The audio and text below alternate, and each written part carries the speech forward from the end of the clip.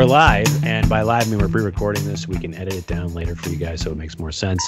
Thank you so much for joining us for another episode of Beyond the Device. I'm joined today with the wonderful Tim Till, Mack, Bickle, and Carter Dunbar, talking about identity automation, COVID-19, the world that we live in currently, and how it's affected the education world, K-12 specifically. Without further ado, let's jump right in. But before we start, actually, Mack, over to you for introductions, sir. What can you tell us about today? Mack Bickle. I'm the partner manager for identity automation.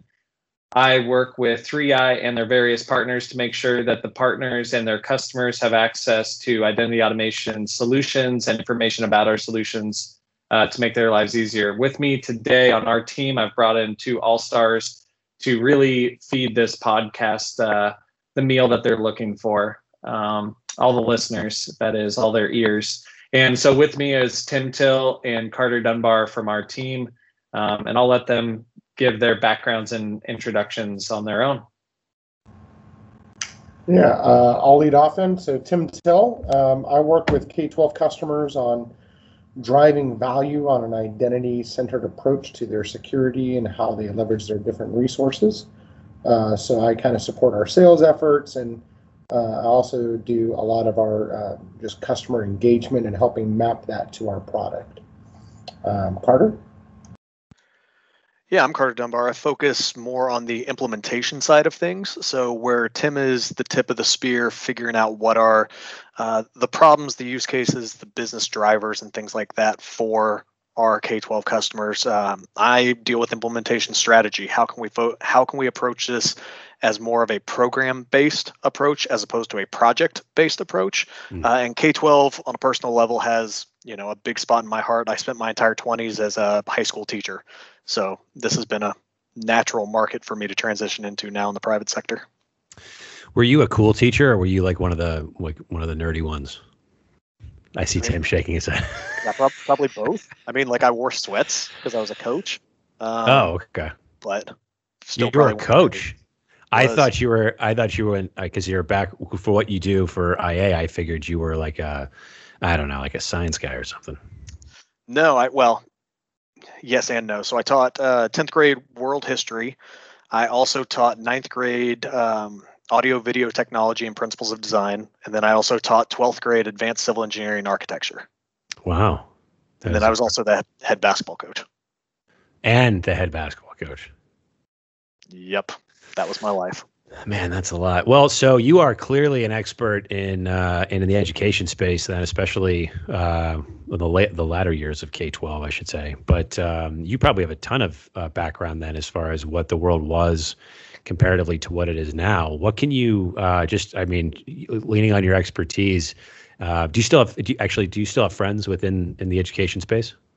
Oh yeah, absolutely. My neighbor is actually a high school teacher, and so I talked to him yesterday about them setting up their Google Classroom and then their site, how their parents are, being able to access anything that their students have access to, all of the fun problems that they're dealing with on a day-to-day basis.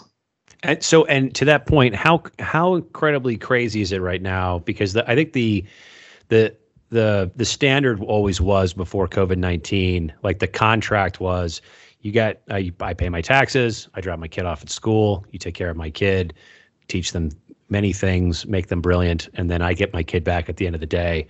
How has that changed so much that everyone is? I live in Chicago, and so there are a lot of places. I mean, it's a mandate. Like, you're not going to school, you're doing school from home, and I have personal stories from my friends that have kids that it's like complete chaos right now, and it's taken 3 days just to get them really online without any hiccups. And her little daughter still doesn't know the teacher's name because there's been so many ups and downs with the technology dropping out. What are you seeing on your side? Is it total calamity?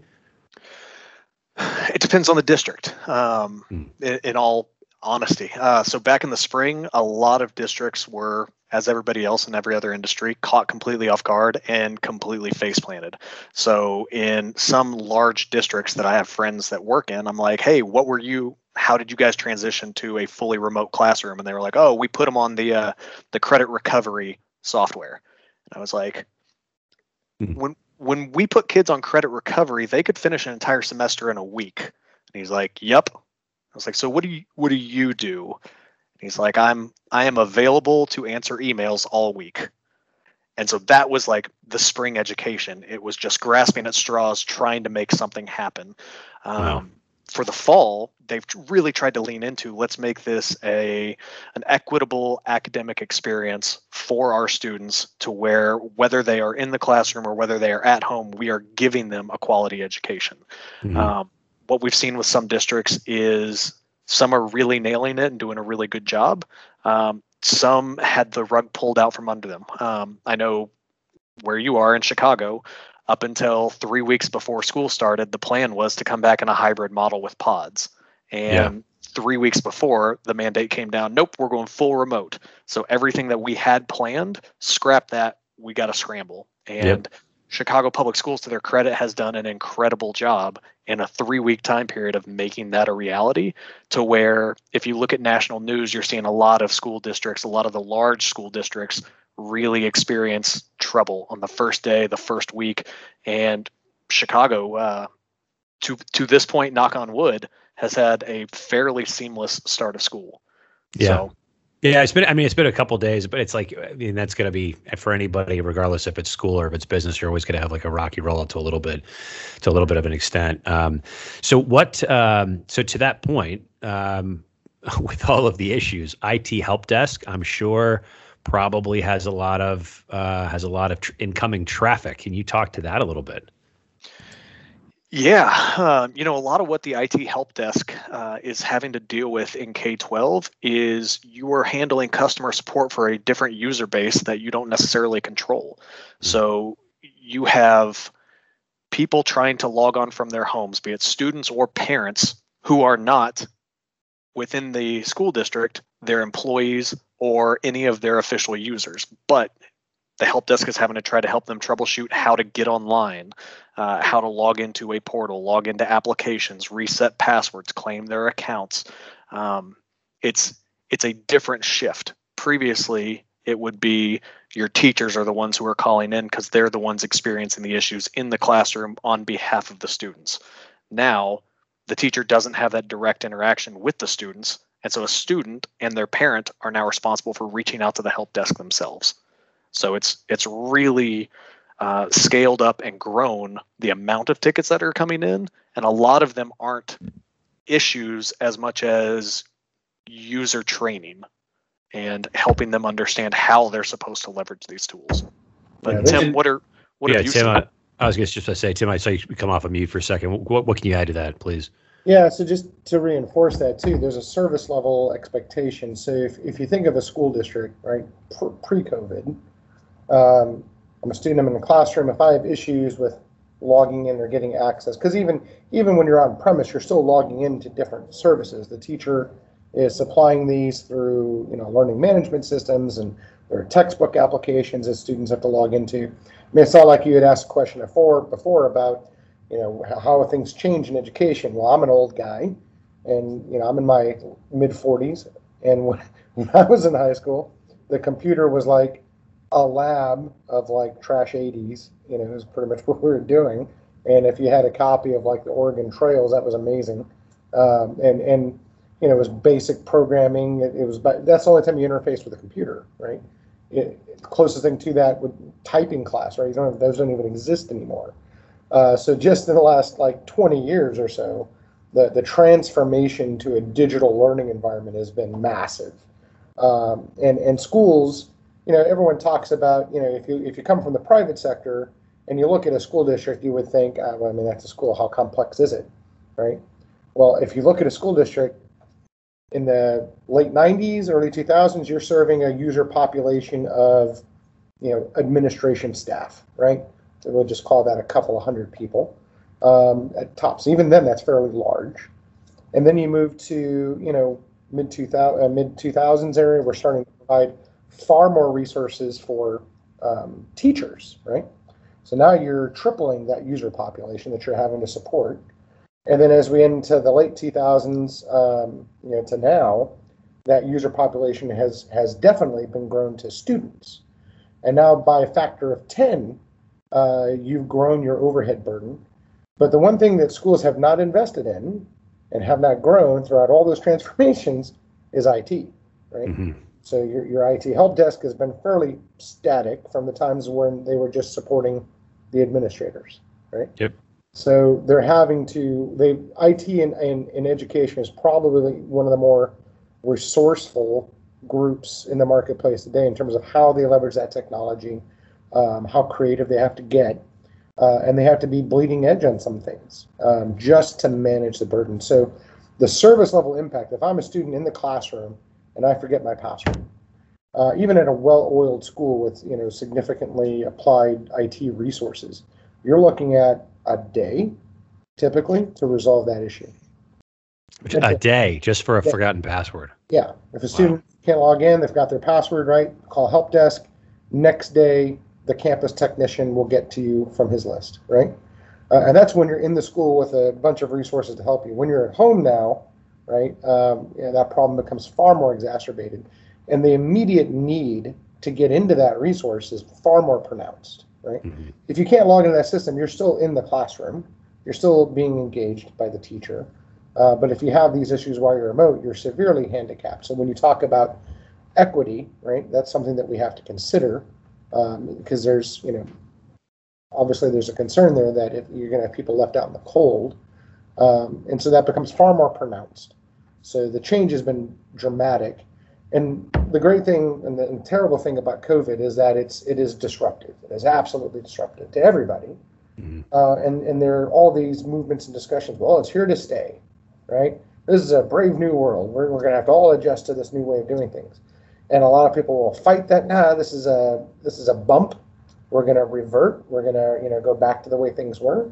The reality is the further down this path we go, the more permanent this has to be, right? Because investments are being made, long-term investments. And the reality is too, is that everything changes, right? Education, hundreds of years with little real disruption or change, right? And this is a turning point in the market. And I feel you're going to see billions of dollars redirected into education technology to kind of help bring this to the front. The role of IT is going to have to change in the organization. It can't be a group of people sitting in a dark room with a bunch of buzzing servers. That's where a lot of school districts think of IT, and that is not the reality. IT has to be fully elevated to a partner with the school. It has to be considered equal partner in making them successful, not just a service delivery group, right? Not the Department of No. That's a misconception that the business has in IT. Business has to accept IT as part of the fold in the decision-making front. And because IT is concerned with things like security, right? The business side, the ed tech delivery side, security is something that, of course, everybody says they care about, but IT is responsible for, right? It's a little bit different. You can say, I think we should be secure with everything, right? But if we're not and something happens, well, John in IT, that's his job, right? It has to be an organizational shift, a shift in perception, a shift in focus, and a shift in budget, right, to accommodate that. Right. And I mean, Tim, you hit the nail right on the head. Like remote learning, distance learning is not going to go away. Even, let's say, everything gets resolved with COVID and schools open back up and in-person education is still happening. Let's think about this in the corporate world. A year ago, if you worked in an office and you felt a little sick, but you weren't super sick, then you just stayed home and you worked remote. That's going to transfer to education now as well. So instead of losing time in the classroom, my kid's around a little bit of a fever today, needs to stay home, but I don't want him to fall behind. Hop on, jump in the virtual classroom. You don't have sick days anymore for the districts. I can only imagine that a lot of kids are probably not very happy about that. I know if I didn't have a sick day, I probably abused that. I was more like Ferris Bueller in my senior year than anything. I was constantly screwing off. But that's a great point. Yeah, because you're hitting on the cultural shift too. Because this is completely transformational, not just in terms of the technology that we use, but the way that how we leverage it.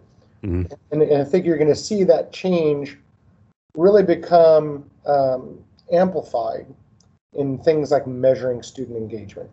Right? And there could be, from a cultural shift, it could be looked at as a negative, but it also is an opportunity as well Growing up here in Boise, Idaho, one of the big, Boise's produced multiple Olympic athletes, winter Olympic athletes. And one of the things that we had to do with some of my friends that were very into it is they would take the winter off from school. That was very hard on a semester system.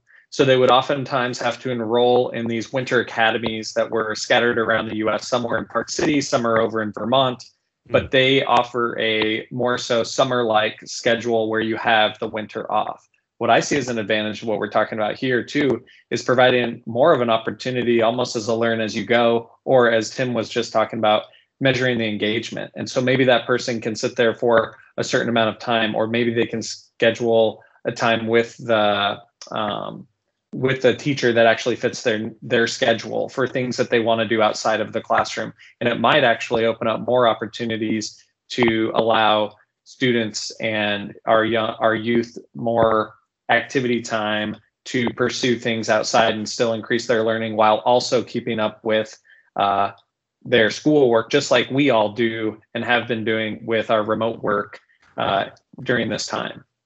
Sure. And think about it from the school district standpoint. If they're a public institution, then a lot of their federal funding is going to be tied to attendance. So if you're telling me that by having a hybrid setup with a virtual option for kids who are not able to physically make it into class to still be counted as present, then that means more dollars coming in for the district. So there is a business driver behind them making that shift as well, and this not going away. It's funny. It was a thing I had written down when Tim was talking about remote schooling and the budgets. Can you explain that? Because again, it's like, if to your point about if you feel sick, if COVID's still a thing, or if it's not, or just people hopefully are just more conscious about not just sneezing into their hands and touching everything, because I'm a germaphobe. But it's, if as we move forward in this process with remote schooling, what is it that ties that to budget? Is it just engagement? Is it just like you're just not counting that as a day for engagement? Because I remember like growing up, if it was raining too hard or if it was snowing too hard, I should say, not really raining, but like severe snowstorms, it's like, hey, we're not going to go to school because the roads aren't safe. And that's not, it's apparently not going to be a thing anymore. It's like, yeah, stay home and you're still going to be in school. So how is that tied to budget? And then also, what does that do? I guess twofold. How's it tied to budget? And then what does that do from an engagement perspective for our students? Yeah, so crystal balling on the budget side first, right? And then we'll talk about the engagement piece of it. So if you look at a school, I mean, where do those dollars have to go, right? There's quite a lot of pull on that budget from construction, building sites, right, that they have to construct to meet growing populations. Academics, sports venues take up a lot of that budget. A lot of these things are about people physically being in a place, right? And that's where a lot of those budget dollars go, either a place of learning or a place of athletics, right? So a lot of those dollars are pushed into those kinds of areas. And then obviously the core functions of the school, the staff, the teacher, the continuing learning, all that kind of stuff pulls on the budget. And, IT budgets tend to be strained, right? Lean, we'll say.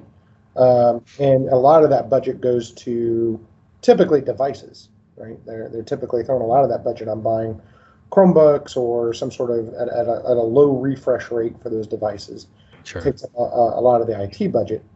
And then, going forward now, let's say, if we go in a long stretch where, at-home learning becomes far more palatable, it becomes something that a lot of families choose to adopt, you're going to see more competition for those students, right? Because if we can proof of concept homeschooling now, right, and then the parent begins to question, why is my student in this school? It creates a lot of uncertainty and it creates opportunity for gyrations in the education world. And so school districts, need and they want to drive value. And there's only a couple of ways that you can be demonstrative of the value, and that's student learning outcomes, right? So you want to invest in that as deeply as possible. In a remote world, that's going to require a spending lift in technology. And that technology spend is going to be reflected in the devices. It's going to be, providing efforts in equity, like we had talked about before, and that could be manifested in wireless or fiber infrastructure, right? That they're going to invest in maybe with the city.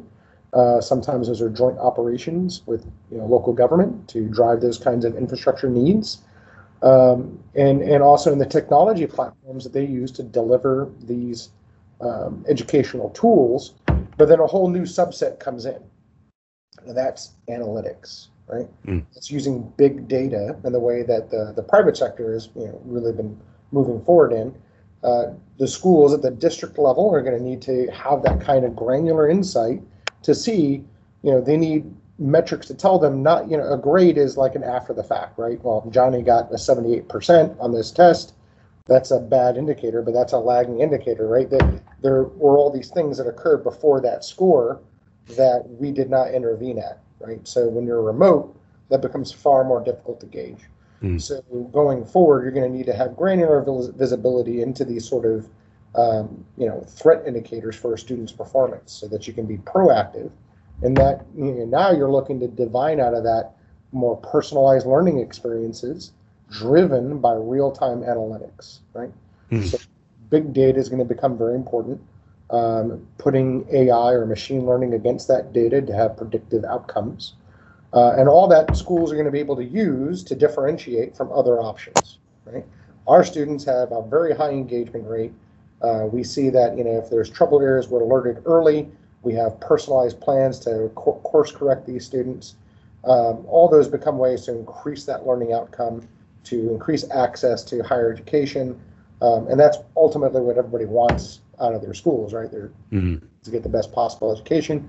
And these tools are going to be instrumental in making that outcome happen. So how do you guys fit in? Where does IA fit in and rapid identity fit into this as far as enabling? Because we talked about a ton. We've hit on a ton of stuff. We talked about budget, how it works as far as the attendance goes, but also going back to the original piece of like the parents and they're co-teachers and the engagement for the students. How do you make sure the students are engaged? And then also too, we haven't even touched on it. Students with special needs. How do we make sure that they're engaged?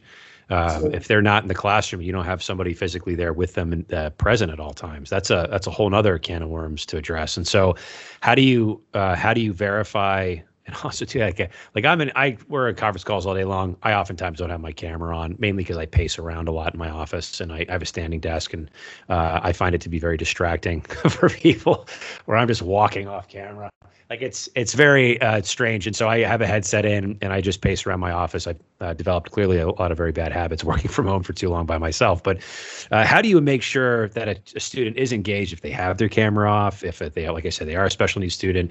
And where do you guys fall into this mix as far as, as we're experiencing these pain points and these headaches now, we can start to plan for spring. Even let's say COVID might not be a thing in spring, fingers crossed, we still can put tools in place in order to measure that engagement, make sure that those students are engaged, that they're getting an education, regardless if they're remote or if they're in person. Yeah, so I think calling it a can of worms is very appropriate, right? Because what happened, and Carter touched on this earlier, is that when COVID hit, there was a lot of reaction, right? We got to get our students some laptops or some Chromebooks, and we got to deploy these services out, and everyone's rushing, right? And what they're doing is they're building, the windows of the house, and they're building the windowsill because that's the part that they want to see the outside in, and they have some frames up over here. But what a lot of schools haven't been able to do, because you're just rushing to build a shelter, right? There's a storm coming. You don't want to get wet. You want to keep the wind off you a little bit. So schools are throwing together a lean-to of countermeasures to weather out this part of the storm. But it's a storm system, right? And it's going to keep coming, and that is a temporary, protective measure. So what schools can do today, and the way we can help, is by creating an identity-driven foundation. So if you think about it, everything we talked about before in the past, right? First, I'm serving administrators, then I'm serving teachers, then I'm serving students. Now I'm serving parents, right? So we talk about students growing their user population by a factor of 10. Parents are going to do that at least by a factor of 10 again, right? Because there's typically, at a minimum, a single guardian for each student for the most part. Sometimes there's two. So because of that identity population is exponentially growing in a school. And so when we say having an identity-driven foundation, that means having a set of policies that have a focus on security so that you can control who has access to what resources that you're providing, when do they get it, how does that get reviewed, and validating that it's accurate throughout the relationship of that identity with the school, right? So if I know, oh, you're a student, and I see that you're using Skyward or PowerSchool, whatever your student information system is, and I can see, oh, you're a third grade student, your home campus is this campus, this is your homeroom teacher, this is your course information, I can pull all that data in. I now have an identity profile about who you are, right? And I can associate and attach to that identity all the different things that you interact with. Your teacher, your parents, your applications, the services that we allow you to do are all driven by who you are, right? A lot of schools, when they react, they focus on, well, we need to grant the student, we want single sign-on, right? We want to make it easy for them to log in, right? All of that becomes a moot point if you have a governed identity, right? And you have policies managing it. Now you have flexibility, right? Because without that, you're kind of roped into, oh, well, we're going to go Azure, and you're kind of like bound by well, you can't use anything other than Microsoft now because, don't want to jeopardize that support agreement. And you lose flexibility when you become reactive and you buy solutions or you adopt solutions to solve one pain point. But if you build an identity-driven foundation that's governed by policy, that's designed to ensure that you're exposing your organization to a minimal amount of risk, that gives you the flexibility to be best in breed in terms of what kind of services you want to adopt, and have the assurance of knowing that you have a policy governing the access to those resources. The biggest challenge schools have is, I think the biggest problem that's going to hurt schools over the next year, that what we're going to see, is all this, same thing in the commercial world, all this remote access creates a greater attack surface and more risk. And schools, to be blunt, have been have not been security focused on that access, right? There's no government mandates, there's no regulations, right? There's just kind of soft guidelines, right? Be secure, right? Don't do silly things. And that works when, everyone's logging into your local Active Directory from a classroom on your private network. When you're at home and logging in, who's the mistake Johnny in third grade English from, a bad actor from China that's, getting access to these accounts in nefarious ways. And it's not all just foreign bad actors. I mean, it's everybody else in the world, right? Student data is extremely valuable, right? That identity data is worth protecting. And it is at the most risk it has ever been.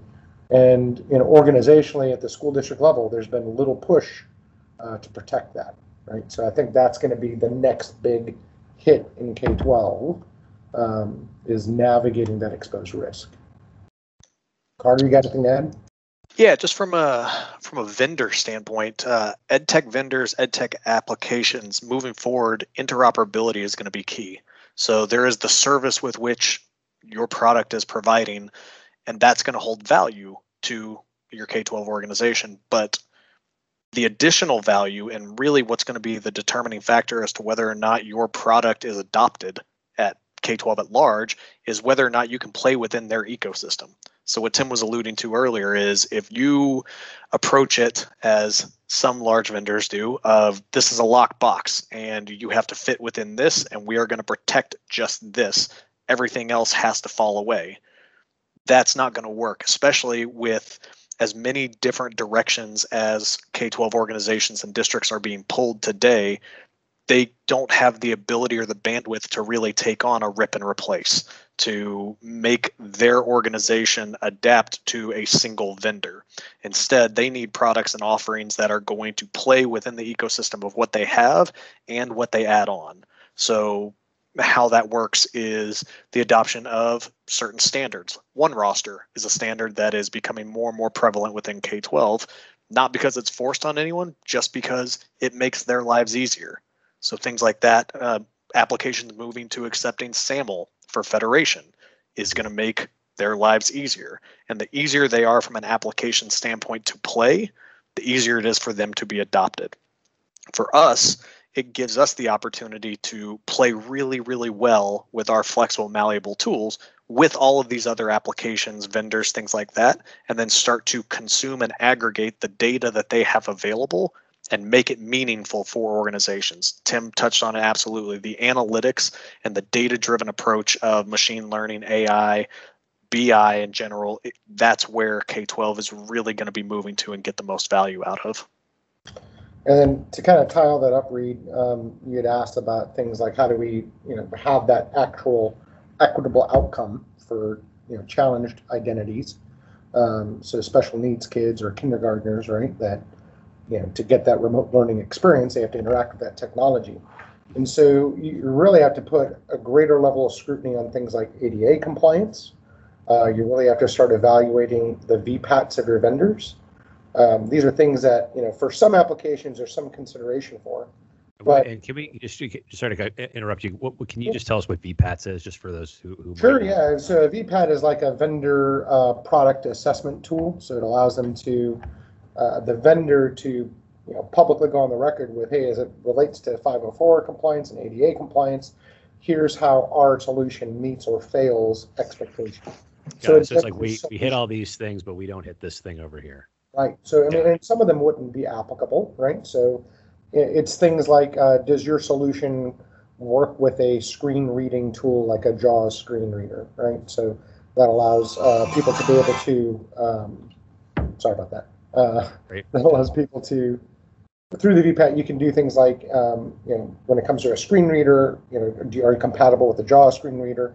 Can I hit the tab to move between button options in an easily formatted, navigable way, so I'm getting to the right part of the screen? Can the screen zoom in and enlarge to be visible to the visually impaired? So there are a lot of different things to consider. And so UX, right, user experience with a product becomes far more of a driving force. Sure. But then where we come in on that is, how do they even log into these things, right? I'm a kindergartner. Let's say I, just started school. I need to log in for first day of school. I'm going to type in a username. I'm going to type in a password. How's that going to work for me? There are, tools out there, and we do these too. I mean, there's tons of ways to do it, like do QR code badge scanning, right? The student has to print out a QR code and they put that to a webcam, and that can suffice for some level of authentication. But then there's a challenge of, well, the parent's going to have to print that out, right? So now you have to engage the parent and bring them into the process, because if the student's not going physically into a classroom to retrieve those, then it's the onus is on the parent and the family to assist in that process. And so maybe we need to break out of that box, right? Are QR codes really the way to go? Yeah. So we've been experimenting and deploying different ways to help engage those populations. We've been doing things like pictographic authentication, where instead of typing a password, here's 3 pictures, what's your favorite picture? And that can suffice for a student login experience, right? Or we've been doing also a new one that we've been doing is an avatar-based approach, where that child has an avatar that, kind of a fun little avatar that they make for themselves, and that's their username, and then they pick a favorite picture for a password. So it's more like playing a fun game of memory, and then you're logged in and you have access to your resources at that point, right? So breaking out, think about as an adult. It's like, yeah, man. I can't memorize my passwords now. I have them written down in all over the place because of it. And it's like, I can't even imagine as a 5-year-old trying to log into multiple portals. Yeah. And then, to that point, then like the password recovery, right, or reset functions that you go through.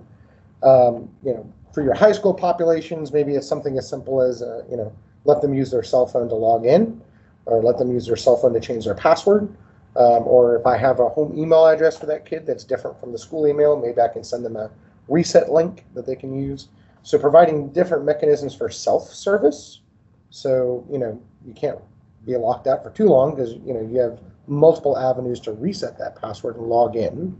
Yeah. But then even for the younger students who maybe those options aren't viable, doing what we call delegation strategies.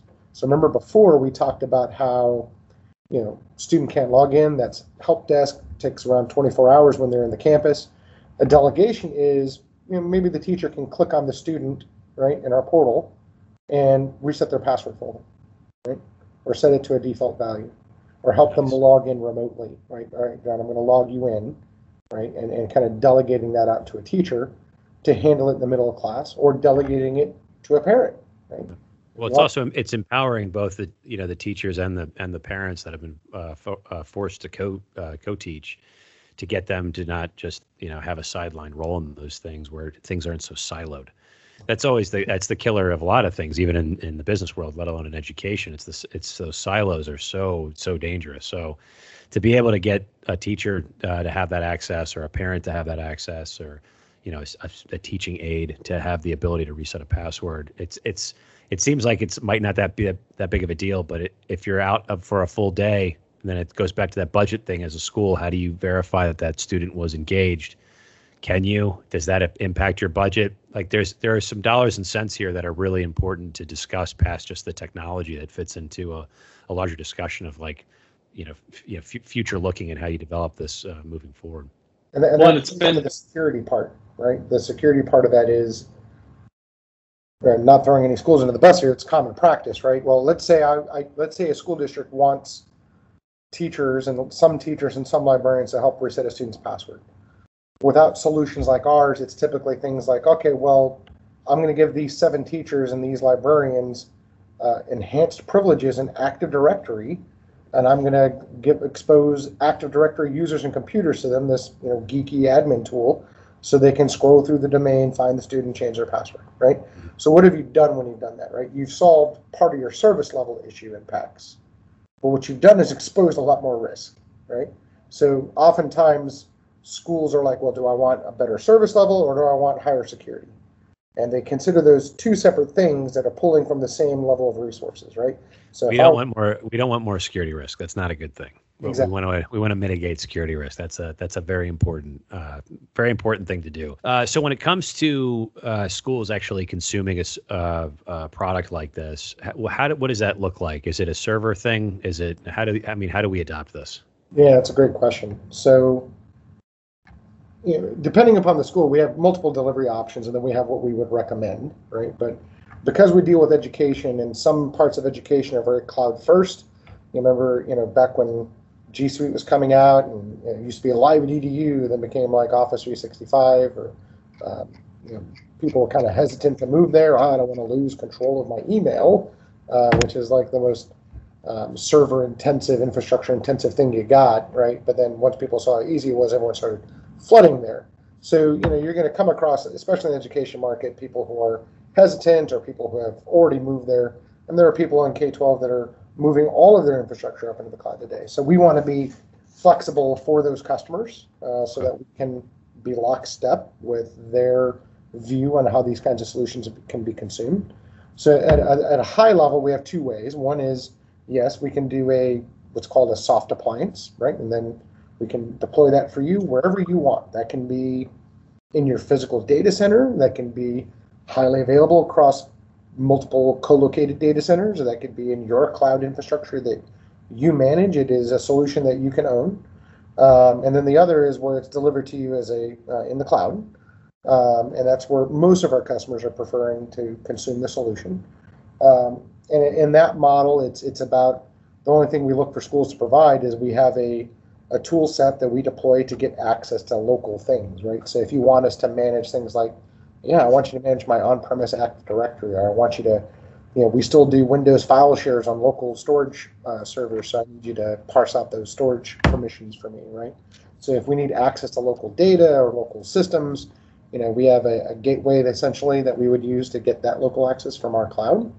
But we host these things in Amazon Web Services. That's the infrastructure backbone for Rapid Identity, which is our product. And typically when we do that, it is always delivered highly available. And our product naturally, by the way it's architected, takes advantage of elasticity. So it does have the capability to spin up and grow and spin down and evaluate utilization. So it's a living, breathing utilization of resources in the cloud. And the great thing about AWS is that, heaven forbid, but it would take multiple nukes on the US at simultaneous times to really get full lengthy downtime for our customers, right? So it's just a very stable platform for us, and its elasticity gives us a lot of advantages, especially when you talk about a school like we talked about before. You think Chicago Public Schools, they have 400,000 kids and 40,000 staff and another 500,000 guardians, right? That's a massive organization. And if you think of a school, everybody's logging in at the same time, right? So, Microsoft doesn't even handle that well, and Google doesn't even handle that well when you think about it. Like right now, if you were to go try and log into cold to an Office 365 environment, any one of them, or to G Suite right now, the lag is significant. It's probably 10 times what you're accustomed to. And that's because every school in the U.S. is opening up and everybody's logging in for the first time. And you're going to see that happen when schools start. Everything slows down in the cloud. So you need to be able to be adaptive to that and to pivot. No, all solid points. All solid points. And it also explains why I can't access anything right now. Carter, Mack, do you guys have anything to add before we move on to some closing comments? I don't. No. All right. Think I'm good. That brings us to closing comments. Do you guys have anything to add to closing comments, or do I get another round of those? They're the most epic closing comment of all time. Yeah, I've got something to add on from a partner front and what we're doing to better serve our customers. You know, working with AWS and working with other partners that have an ed tech focus out there, we're actively out there partnering and creating relationships tighter with other entities that would interact with our software, and so that we can get a tighter bond, like Tim was talking about with, you know, and Carter both touched on having to have access to each other and make, you know, these relationships work, whether it's through APIs or another source, but you can't just close everyone out from your solution and just say, hey, it's our way or the highway. We don't play well in the sandbox with others. And, you know, so we're working with other companies, other vendors in this space to make sure that we're providing the best product that we can, that will serve the needs of the customers out there and make their days easier. And sometimes we're doing that by providing them their own sandbox, which is funny in my world, technical sandbox. So, but yeah, I appreciate the partnership that we have with 3i and bringing us on here for the time today. And, you know, I also appreciate Tim and Carter taking their valuable time to share some knowledge, and hopefully everyone gained a little bit of something out of this conversation. I know I did. Tim, Carter, last thoughts? Yeah, thank you very much, Reid. I think your questions are spot on. It shows that you have a good finger on the pulse of what's going on. I'm sure you're hearing this from a lot of other customers, a lot of the other groups that you work with, the kind of pressures that these organizations are under.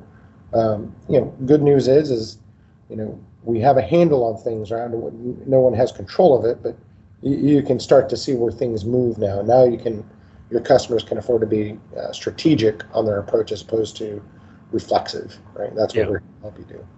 Yeah, absolutely. Yeah, for my part, I don't envy the problems that school districts are faced with, that teachers are faced with, and that they're having to try to innovate on the fly and come up with solutions without having any precedent for them to be able to lean on. On the bright side of that, though, I'm incredibly excited for the next 12 months to see what the innovation that comes out of K-12 is going to be, because there is hardly a group that is as creative and innovative at arriving at learning outcomes than your teachers. And seeing how they're going to make, you know, chicken salad out of this is going to be pretty fun to watch. Yeah, absolutely. Guys, thank you so much for making time to learn more about identity automation and where they are in K-12 and how to implement these things. Hit us up at sales@3itech.com. That's sales at the number 3, EYETCH.com. Again, guys, thank you so much for hanging out with us today. I hope you guys learned something. I know I always do when I'm with you. Check us out next time for another episode of Beyond the Device. We'll see you on the internet. Cheers.